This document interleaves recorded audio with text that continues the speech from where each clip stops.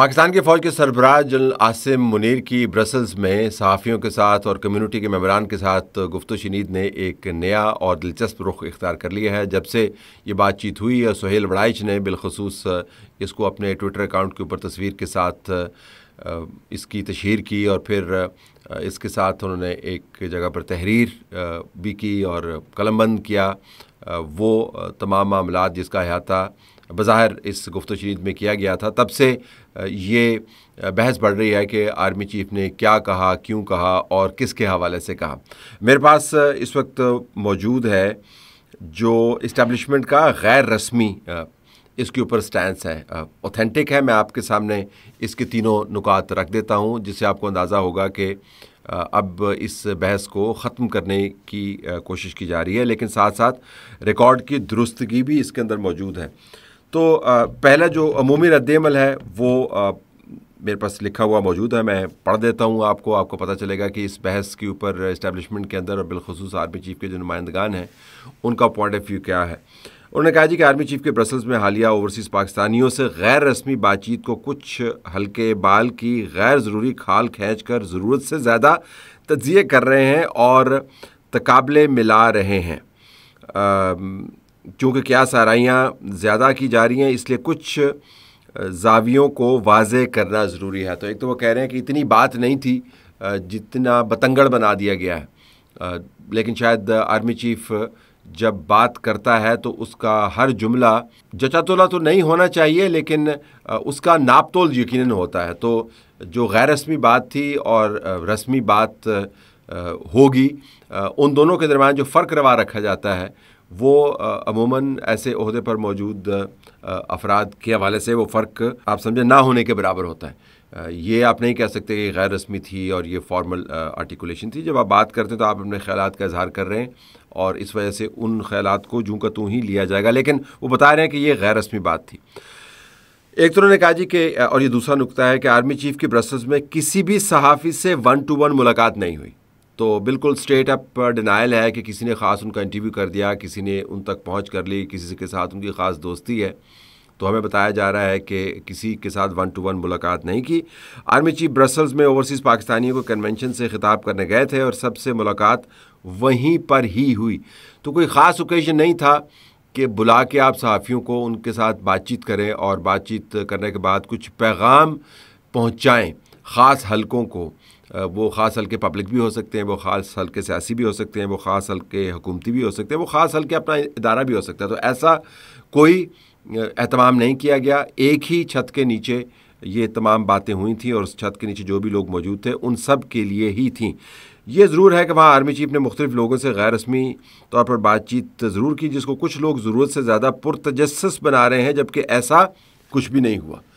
تو وہ کہہ رہے ہیں کہ چلتے چلتے بات چیت ہوئی تھی اور اس بات چیت پر اگر آپ نے کوئی تجزیاتی پہاڑ بنانا ہے تو وہ علیحدہ بات ہے، لیکن یہ دلچسپ ہے کہ صحافی اور تجزیہ نگار عموماً چھوٹے چھوٹے الفاظ اور چھوٹے چھوٹے جملوں کے لیے پرتجسس رہتے ہیں، کیونکہ وہ جاننا چاہتے ہیں کہ فلاں معاملے کے اوپر کس کی کیا سوچ ہے۔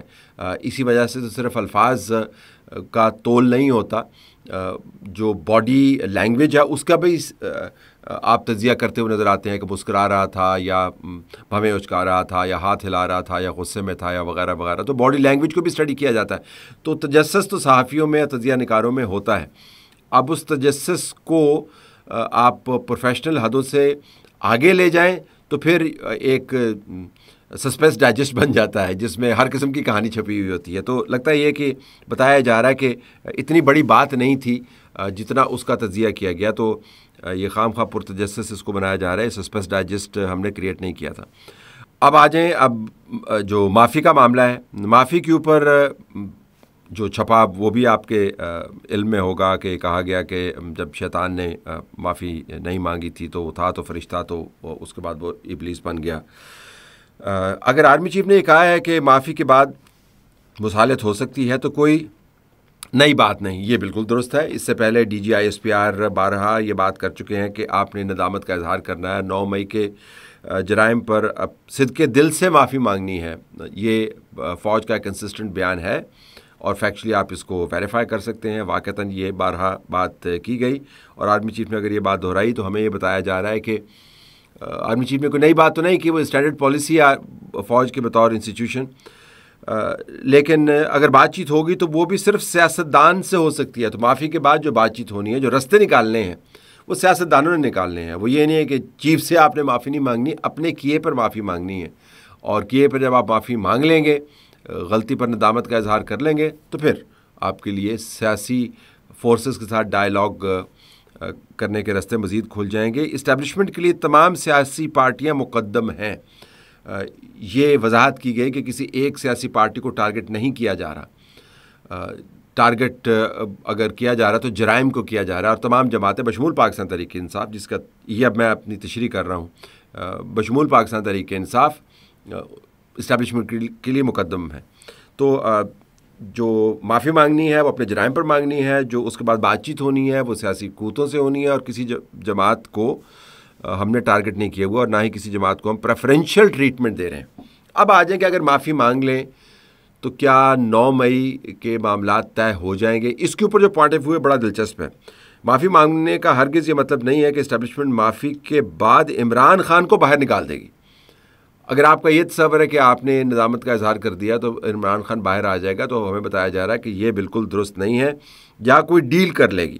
معافی تو اپنے کردہ جرائم کی ہے. جن قانونی مقدمات کا سامنا پارٹی رہنماؤں کو کرنا پڑ رہا ہے وہ قانون کے مطابق اپنا رستہ لیتے رہیں گے. اس معاملے میں کوئی خوش فہمی نہیں ہونی چاہیے.